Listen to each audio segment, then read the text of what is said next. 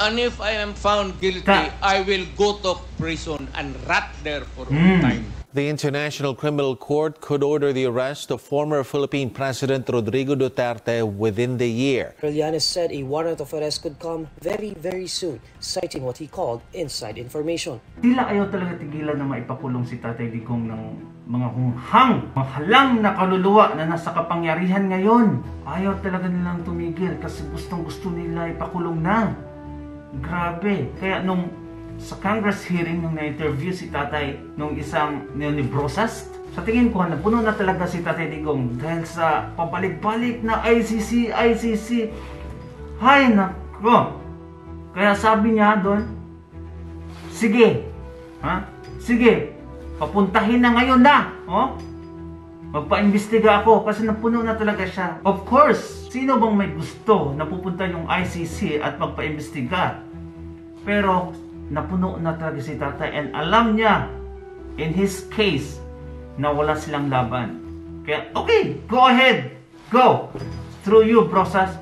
Balikan natin yung video na yun. Former President ba ay willing na mag-cooperate sa investigation sa ICC? Kaugnay dito? Hay no, ICC, ma'am. I'm asking the ICC to hurry up. And if possible, they can come here and start the investigation tomorrow. This issue has been left hanging for so many years. Matagal, ma'am, baka mamatay na ako, hindi na nila ako maimbestiga. So I'm asking the ICC through you na pagpunta na sila dito bukas, umpisahan na nila ang investigation. And if I am found guilty, I will go to prison and rot there for all time. Ayun. Wait. Snupal pa ni Tatay Digong. Sabi niya, I can rot in hell if they found me guilty. Of course. Hindi. Hindi naman talaga siya guilty. Pero itong mga nasa kapangyarihan, nasa kongreso, mukhang everyday nire-remind nila yung sarili nila na dapat ICC, dapat mapulong si Tatay Digong. Now, natatandaan na si Brosas, tinanong niya ni Tatay Digong na, where were you at 4:30 yesterday in the afternoon? Nung nakaraang hearing daw, tinanong niya si Brosas. May alam niyan sila, Tatay Digong, at yung Vice President na may tinago sila na ICC personnel dito sa Pinas. Kaya ganon. Siguro alam nila na si Brosas nakipag-meet. Sabi ni Tatay Digong, go ahead, tell them, through you.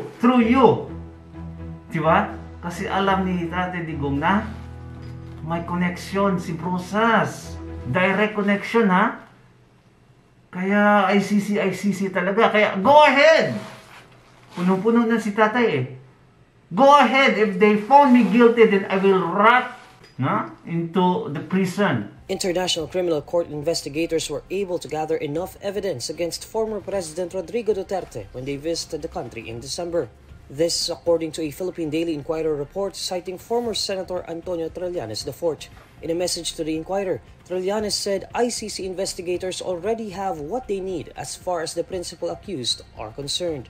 The principal respondents in the Crimes Against Humanity case pending before the Hague-based court include Duterte and former Philippine National Police Chief, now Senator Bato de la Rosa. In a media forum, Trillanes said a warrant of arrest could come very, very soon, citing what he called inside information. According to Duterte's former spokesperson Harry Roque, no amount of evidence can give the ICC jurisdiction over the Philippines. Itong si Trilling na to, ang tagal-tagal na niya yung nag-gather ng evidence. Nakita niyo yung picture? Ganito nakakapalo? Ewan ko kung babasahin pa yan ng ICC. Siguro, the same content lang yun. Pinotocopy lang lahat na hanggang kumapal. Enough evidence na daw na pwedeng arestuhin this year si Tatay Digong. Maniniwala ba kayo? O according to Harry Roque, wala silang enough evidence. Kasi nga, wala naman talagang nangyari. Wala naman silang napapatunayan na ganon, may AJK. There are innocent were killed because that is drug war. Kaya nga, tinawag na drug war, quote-unquote war, it's because you cannot avoid any collateral damage. Ilan yung mga nirereklamo nila?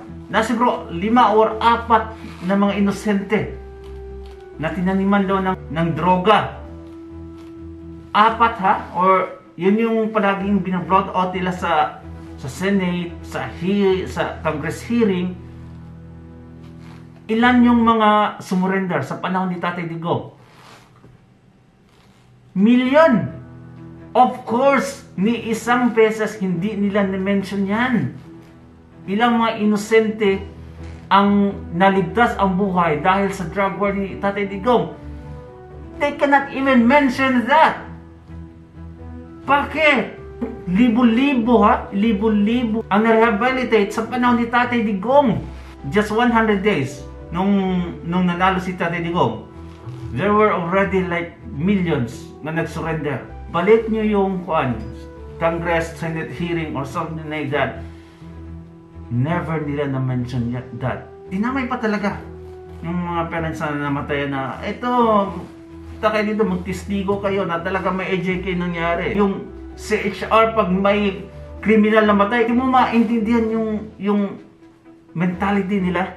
Kasi pag may criminal na matay, nako, nag-ingay. Dapat protektahan daw. Pag inosente namang namatay, napakatahimik mga hunghang. The International Criminal Court could order the arrest of former Philippine President Rodrigo Duterte within the year. That's according to Attorney Cristina Conti, one of the counsels of extrajudicial killing victims before the ICC. Conti says the names of Duterte, Senator Ronald De La Rosa, and former police chief Oscar Albayalde are mentioned in the ICC's request for investigation. She believes the ICC will first put out an arrest order for the three. ICC prosecutor Karim Khan earlier said Duterte and other top Philippine officials encouraged the drug war killings. Tuloy-tuloy ang investigation. That we can confirm. Huwag na lang tayo sa mga detalye. Pero tuloy-tuloy ang investigation. Nangangausap, nag-aayos. Ang sa amin, ang siguro parang cue is that we should be ready for trial. And trial can only begin if a suspect is already in custody. Well, was the comment of the Executive Secretary, the former Chief Justice. If yun ang gugustuhin ni PRRD, hindi naman kami haharang doon sa mga ICC. Hindi lang kami tutulong. Ngunit kung pumapayag siya na makipag-usap siya o magpa-imbestiga siya sa ICC, nasa kanya yun. Wala nang kaming desisyon doon. Wait, anong sabi ni BBM? Papayagan niya na imbestigahan si Tatay Digong. Anong klase yan? Kahit pa pumayag si Tatay Digong na, okay, you have to investigate me. It doesn't matter. Calm now. Ikaw yung presidente, hindi mo papayagan yan kasi dabag yan. We are no longer part of ICC. And we have justice system na it works well. Pag ganyan, walang isang salita si Bongbong Marcos. Bakit? Sinabi niya na we will never let the ICC come to the Philippines. So, the former president be investigated. Ngayon, sabi niya, kung gusto niya na investigahan, okay, they can come here. It's okay. What? Kasi makikita mo na talaga dyan na gusto din niya. Ayaw niya lang isabi na, if I can only tell the ICC na, please come now, hurry. Dapat imbestigahan na ngayon. Ang malapit niyong term ko. Hindi niya masabi yan kasi nagbitaw na siya ng statement before. Never will allow the ICC to come to the Philippines. Pero ito, mukhang naging soft siya dito. Slowly but slowly, the administration has becoming soft-spoken about the ICC. See, it's really not good if you're the president of the Philippines because it means inamin mo lang na ang justice system ng Pinas is failure kung i-allow mo yan. Mga kaibigan, anong mangyari if in case mapapasok tayo ng ICC and start their investigation publicly with all the gathered evidences kuno Well, we all know it's fake. And then magkaroon ng arrest warrant and somehow makulong si Tatay Digong. Ano kaya ang mangyayari, mga kaibigan?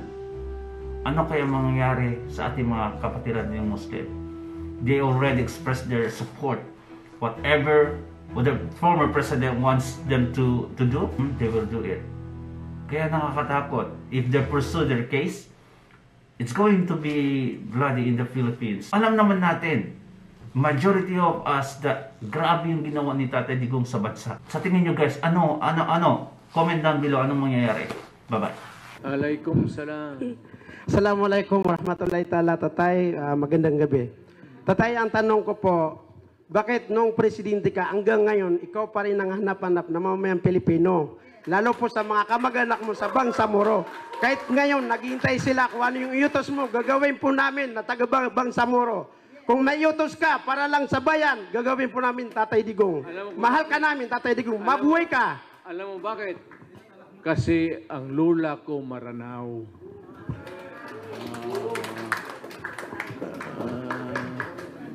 Sige, ma'am, in red. Tapos si madam, sige. Ma'am, in red. Yan pa rin po, mamang magandang gabi po, Tatay Digong. Ngayon pa rin po ang tanong ko, bakit yung isang tanong kay Sultan? Bakit hanggang ngayon, mahal ka ng taong bayan? Sabi ko, baka ginagayuma mo yung mga tao.